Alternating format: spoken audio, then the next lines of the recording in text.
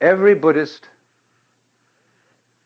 in all the world, practically, as a layman, if he's not a monk, undertakes what are called Panchasila, the 5 good conducts.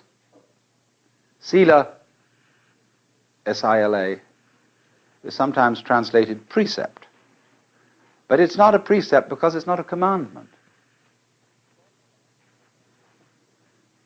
The formula, when a Buddhist, these priests say chant the precepts, Panatipada veramani sikapadang samadhyami. And that means Panatipata. Pana is in Pali, this thing. Prana, life. Tipata, taking away. I promise to abstain from. So the first is that one undertakes not to destroy life. Second, not to take what is not given. Third, this is usually translated, not to commit adultery. It doesn't say anything of the kind.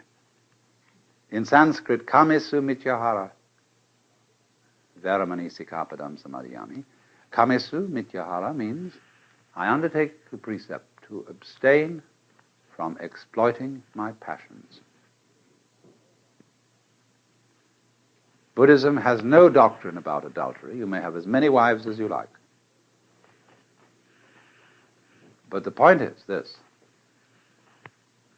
When you're feeling blue and bored, it's not a good idea to have a drink, because you may become dependent on alcohol whenever you feel unhappy. So in the same way, when you're feeling blue and bored, it's not a good idea to say, let's go out and get some chicks and have some sex fun. That's exploiting the passions. But it's not exploiting the passions, you see. When drinking, say, expresses the conviviality and friendship of a group sitting round the dinner table, or when sex expresses the spontaneous delight of two people in each other. Then the 4th precept, musavada, to abstain from false speech. This doesn't simply mean lying. It means abusing people. It means using speech in a phony way, like saying, all niggers are thus and so, or the attitude of America to this situation is thus and thus. You see, that's phony kind of talking. Anybody who studies general semantics will be helped in avoiding musavada, false speech. The final precept is a very complicated one, and nobody's quite sure exactly what it means. It mentions 3 kinds of drugs and drinks: sura, merya, majja, pamadatthana. We don't know what they are. But at any rate, it's generally classed that narcotics and liquors. Now, there are 2 ways of translating this precept. One says to abstain from narcotics and liquors. The other liberal translation, favored by the great scholar Dr. Malalasekara, is I abstain from being intoxicated by these things.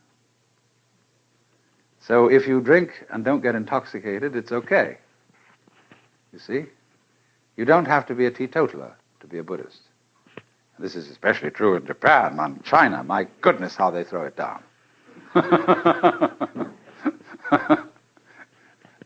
Once a scholarly Chinese said to me, before you start meditating, just have a couple of martinis, because it increases your progress by about 6 months.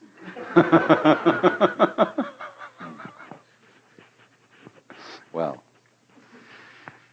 now you see, these are, as I say, they are not commandments, they are vows. Buddhism has in it no idea of there being a moral law laid down by some kind of cosmic lawgiver. And the reason why these precepts are undertaken is not for a sentimental reason. It is not that you're going to make you into a good person. It is that for anybody interested in the experiments necessary for liberation, these ways of life are expedient. First of all, if you go around killing, you're going to make enemies. And you're going to have to spend a lot of time defending yourself, which will distract you from your yoga. If you go around stealing, likewise, you're going to acquire a heap of stuff and you're going to, again, make enemies.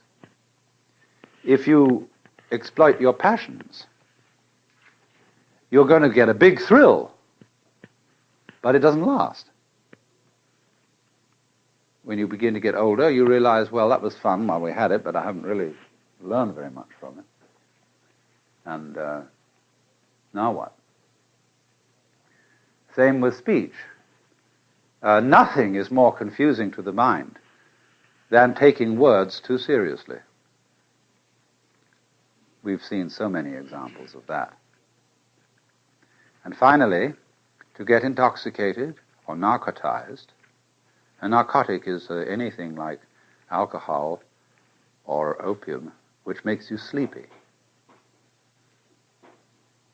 The word narcosis in Greek means narx is sleep.